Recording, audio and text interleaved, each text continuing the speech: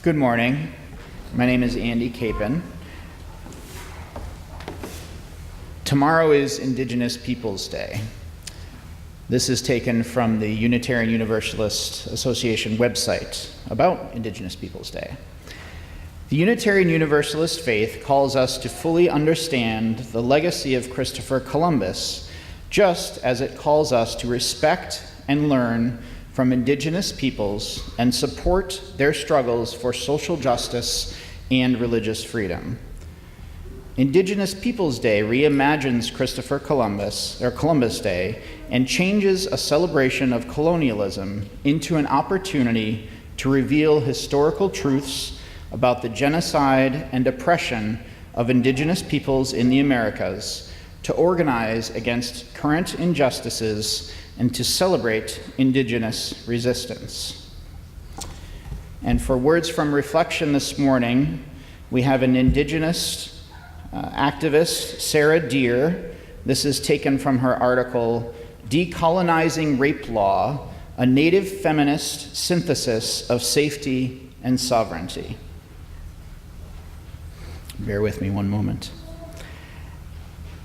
This is how she concludes her article.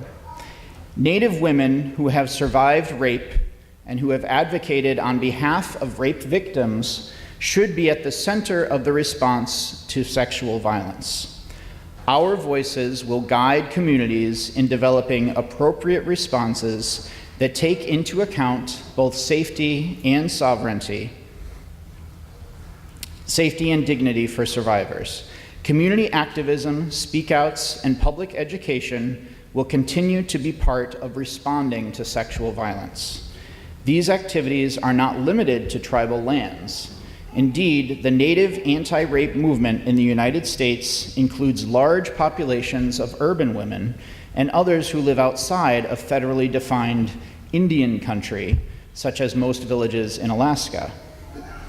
Kevin Washburn writes that, quote, "A community that cannot create its own definition of right and wrong cannot be said in any meaningful sense to have achieved true self-determination," end quote. In keeping with that philosophy, it is critical to acknowledge that rape threatens the very existence of our nations. Responding to sexual violence is central to restoring and maintaining sovereignty as Indigenous nations. Integrating ceremony, song, and stories into the legal process will encompass both safety and sovereignty, ultimately restoring the respect and dignity that sexual violence has attempted to destroy.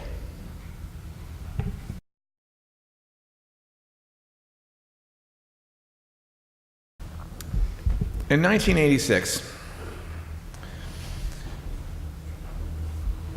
me and 1,000 of my best friends walked from Los Angeles to Washington, D.C. It was called the Great Peace March for Global Nuclear Disarmament. We were from all 50 states, 12 different countries. I was 19 years old, so do the math. I'm 53 now, and I looked a little different than I do now. In many ways, this march shaped me, who I would become as an adult, as an activist, and really as a Unitarian Universalist, and now as a seminarian. Spending every day walking for peace, surrounded by 1,000 other committed activists, is a wonderful way to spend 9 months, any time in your life, but especially when you're 19. And I'm still in touch with many of the friends that I met on the Great Peace March. Some of them taught me about nuclear disarmament and peace and conflict resolution. Some of them taught me about Unitarian Universalism, including one young man named Dave Petit, who was on that march. And some of them taught me about feminism and violence against women. Specifically, the women of the Women's Collective taught me about feminism and violence against women. See, we all lived in tents, and originally we were organized into cities. The OG 50 was my tent. That was the Orange Village green tents. But that didn't last long because everyone quickly gathered around affinity groups. So the Black Flag village around the big black flag was the anarchist village. And there were several other villages, including women's camp. And they spelled it W-I-M-M-I-N. And they had little signs around their camp, please respect the women's space. These women then, and many survivors and advocates like Amy Jo now and since, taught me, educated me, challenged me, and guided me in this wonderful movement to end domestic violence, sexual violence. And there was one woman on the Great Peace March named Liz Merrick. And it's hard to see, but the second one from the left in the middle, she got big glasses, she's kind of staring out with a big smile, and she's got a hoodie on that's like zipped partway down. That is Liz Merrick. And she taught me that every 15 seconds, somewhere in the United States, a man abuses the woman that he's promised to love. She taught me that every 2 minutes, somewhere in the United States, a man rapes a woman. And it's usually a woman that he knows. On the Peace March, Liz and I were part of the lesbian, gay, bisexual, and transgender communities. So Liz taught me that abuse happens in our community. And she taught me that it also happens to men at the hands of women. But the vast majority of domestic and sexual violence, she taught me, is perpetrated by men. Liz taught me about her daily life. She was a survivor of male violence, but much more frequently in her life, she had to endure daily sexism, what we now call microaggressions. She talked to me about going to do the laundry at the Peace March whenever we'd have a rest day in a town. We'd go to the local laundromat and do our laundry, and she told me that she was harassed on the street while going to do her laundry, and that happened all the time. She told me about being paid less than men for doing the same work. She told me about men harassing her at work and denying promotions to her that lesser qualified men would then receive.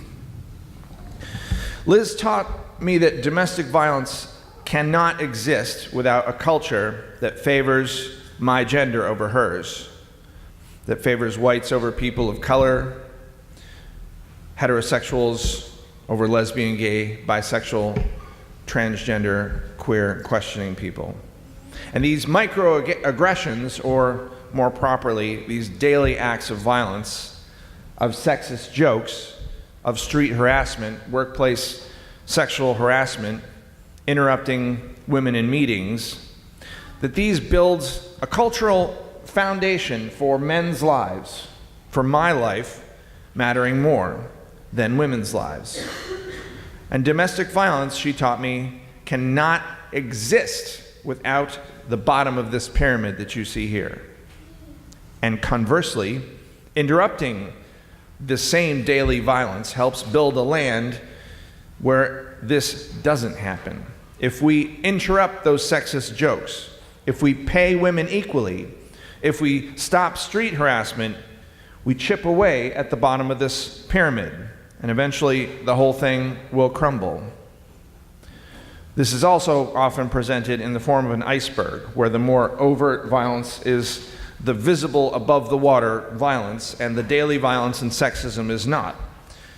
And in this case, if we work to stop domestic violence, sexual violence, murder, that's great. So we're chipping away at the top of this iceberg. What happens when you chip away at the top of an iceberg? It floats up, and most of it remains. But what if we, in addition to doing that, what if we warm the water? Not like in a global warming kind of way, that's a different sermon.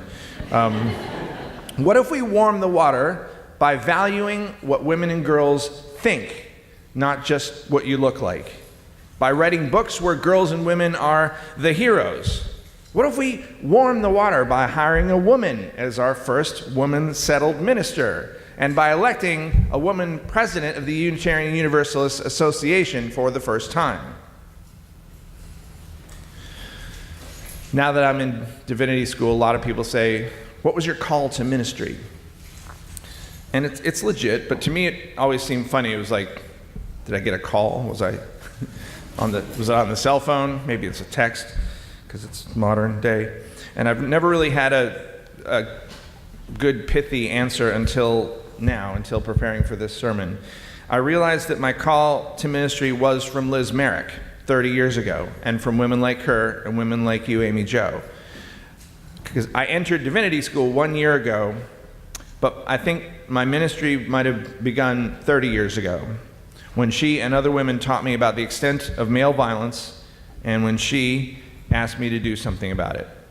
It was the end of the day, we were done with our walk. She had been filling my ears about her life and the connection between the daily violence, and I was kind of overwhelmed, like I was just listening to the song.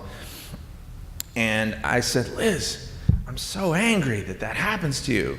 And she said, okay, but it's not useful to me to have you be angry. I mean, I'm angry, and what would really be helpful is if you did something about it. Look around you, she said. And I look around, people were starting to set up their tents and stuff, and she said, there are plenty of men in the peace movement. Half the camp is men, but there's hardly any men who stand up on this issue. There's hardly any men who speak out against domestic violence. There's hardly any men who support feminism. There's a stereotype that feminism is anti-male. It's not. We love men. We just want men not to be sexist, not to be violent. I need you to do that. I said, okay. And began those few years after 1986 to both volunteer and then later have a almost 30-year career working at places like Bridges. Unfortunately, we lost Liz Merrick in 1988. She was one of the passengers on the Pan Am. She was a passenger in Pan Am 103 in Lockerbie. So I do this work in her memory and in the memory of a lot of other women that we've lost to violence.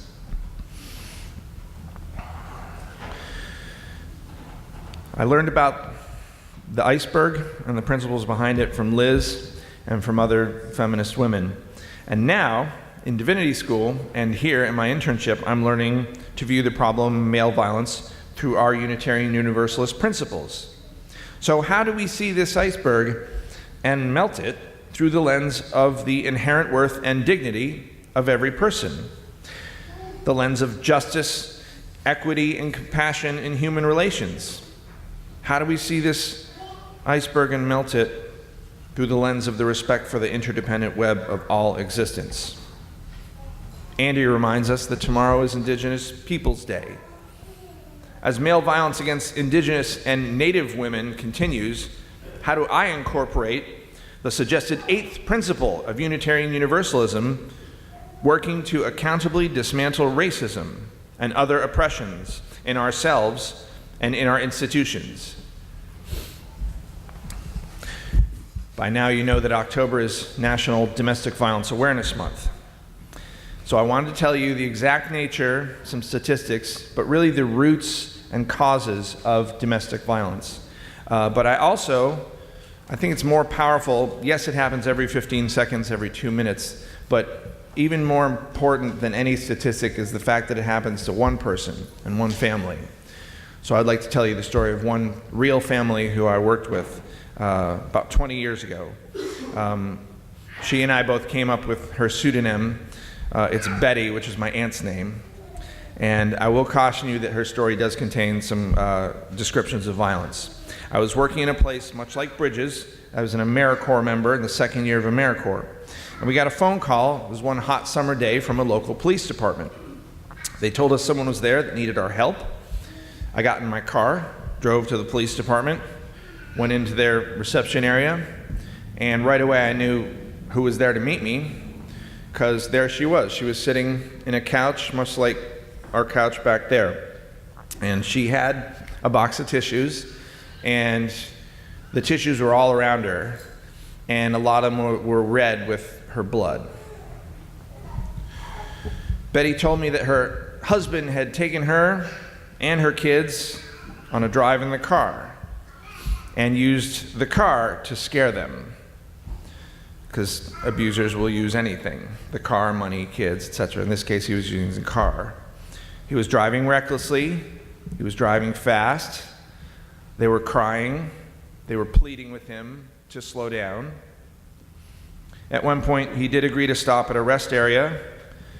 Betty, without her shoes, went inside, used the bathroom. She came outside, saw her car driving away with her kids in it. She started running down the street after her car, crying, screaming, "My babies, my babies, don't take my babies." She didn't even notice that the hot asphalt was burning her feet. That's what she was tending to with those tissues when I got there. Someone called the police to report there's a woman running down the road. They came, got her and brought her to the station, gave her the tissues, and then called us. We brought her into the shelter, helped clean up her feet, gave her bandages, gave her socks and shoes and clothes that had been donated.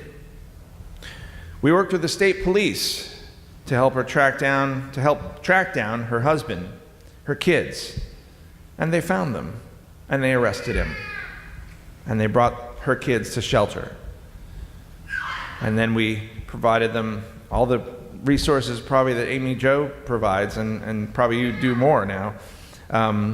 Support groups, court advocacy, one-on-one counseling for both Betty and her kids. Side note, Betty's daughter was about 4. We'll call her Rachel, and she was one of these kids that just sort of loves everybody, and she was especially excited to see me every day, so every morning I would come in and she'd say, "Ben," and run and give me a big hug. And we learned that Betty's ex hadn't always been abusive. When he met her, he told her she was the most beautiful woman he'd ever seen. He told her he wanted to spend all of his time with her. He said they belonged together. She had always wanted to belong. And our October theme is belonging, but I think we mean it in a different way. Betty's ex wanted her to belong to him in a much more possessive and controlling way, calling her, texting her, especially when she was late to come home from work. His loving compliments faded when she did anything he didn't want her to do. His abuse of her was physical, but it was also verbal. He called her stupid, ugly. He called her lazy and crazy and fat. He called her a bad mother. Betty told me what many survivors have told me, that physical violence is harsh, it hurts, but it's the bruises you can't see that take the longest time to heal. Now, I mentioned the services that we provided Betty, so now might be a good time to welcome Amy Jo to talk about their services. Please welcome Amy Jo from Bridges.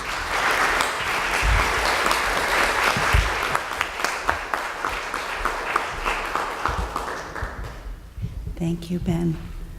It's just such a pleasure to be in a community with somebody who understands the conflict, the struggles that so many of our clients face.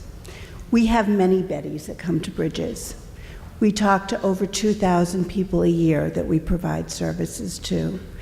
And we do provide many of the services that Ben described. We have a shelter that's in a secret location, which we're very excited because we've actually taken the shelter, and rather than it being communal living, it used to be that there was a communal kitchen and living room area, and that there were bedrooms that were off of that. And what we found was that many people that came into our secret safe house were struggling emotionally themselves, but to be living with a group of women that were all struggling only made the difficulty that much worse for them. So what we've done, and it was finished about a month and a half ago, we now have a shelter with 4 separate apartments. And what that means is that the people that come to us for shelter have a chance to really focus on healing rather than focus on navigating relationships with trauma. And I don't know about you, but I know that living with people that I choose to live with and that I love is really challenging, right? It's very, very challenging. But imagine living with a stranger that has trauma when you have trauma. So that's something that we really are so excited about. It opened on a Friday and it was filled on a Friday, and we have not had an opening since. So it's very, very exciting. We do court advocacy. We have free and confidential services. People can come in without an appointment to talk to an advocate. We connect them to community resources. We work with the police. We work with the Children's Advocacy Center, which is where kids go to disclose when they've been hurt by somebody. So we have a lot of different services that we offer this community. You, as a community yourselves, have been very, very generous to us. But what we want to make sure you know is that for people that are experiencing any kind of challenge in a relationship, you don't have to be in crisis. You can always come to Bridges, or you can call our 24-hour support line. If you call Bridges even at 4 in the morning, somebody will get back to you within 10 minutes, always, okay? So I'll be actually at Fellowship after the service. I do have some information and materials, actually a lot of things that kind of support many of the themes that Ben's talked about, and I'd love to talk to anyone who would like to talk to me. Okay, thank you very much.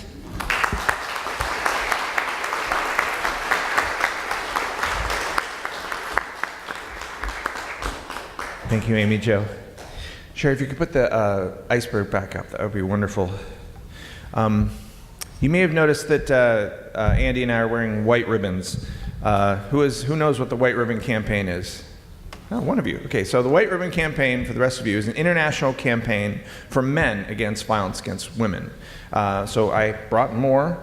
Happy to give a white ribbon to any male-identified person who wants to wear one. And I have ribbons that are purple for domestic violence awareness and teal for sexual assault awareness. So anyone can have those. I'll have them with me. And so the White Ribbon Campaign, okay, so it's years after the Betty story, and I'm living in a whole other state. I guess I can tell you the state. I lived in Maine, so I was in Maine, and I had to change a lot of the story so there's no identifying things about Betty, because as Amy Jo will tell you, the confidentiality is paramount. But I was in Maine, and we had a White Ribbon Campaign chapter, and our job that we had as men was to organize a vigil anytime there was a domestic murder anywhere in the state of Maine, which in Maine is about 10 or 12 times a year. So we had one of these vigils, and the television came, and they interviewed me. That story was seen by many people, including, guess who? It was Betty. Yeah, she had moved there. And so she called the reporter and said, I know this guy, and I know him, can I have his number? And the reporter was like, well, no, but you give me your number, and I'll give it to him. So so the reporter calls me, says there's this person, and I'm not good with names. So I didn't know who this was. So I did that trick where you call and then you listen to the voice and hope that you'll remember. I don't know if anyone else. But right away I knew who it was because she has this really distinctive voice, and I was so excited to hear from her, and she was doing so much better. She had a job. She found a local support group. She had a counselor. And then I hear little girl voice in the background. And I said, wait, what's her pseudonym? Rachel. Yeah. Is that Rachel? And at the same time I hear a little girl voice saying, is that the guy with the really long hair? And so she got on the phone and she was telling me about she was in school and about her friends. And their lives weren't perfect, right? Because nobody's life is perfect. But they were better. They were better mostly because of Betty and their choices and boldness. But they were also better, and they were also better because we helped them. And every day, the Bettys of the world are helped by people like Amy Jo and her colleagues at Bridges. And every day, we Unitarian Universalists have the opportunity to build a land where women, children, and men are safe in their homes, are safe at work, are safe on the streets, are safe in their relationships. Every day, we can build a land where we melt the iceberg of domestic violence, not in a global warming kind of way. And every day we will build a land where everyone's inherent dignity and worth is valued, where everyone is safe, and where everyone belongs, truly belongs. Amen. Blessed be.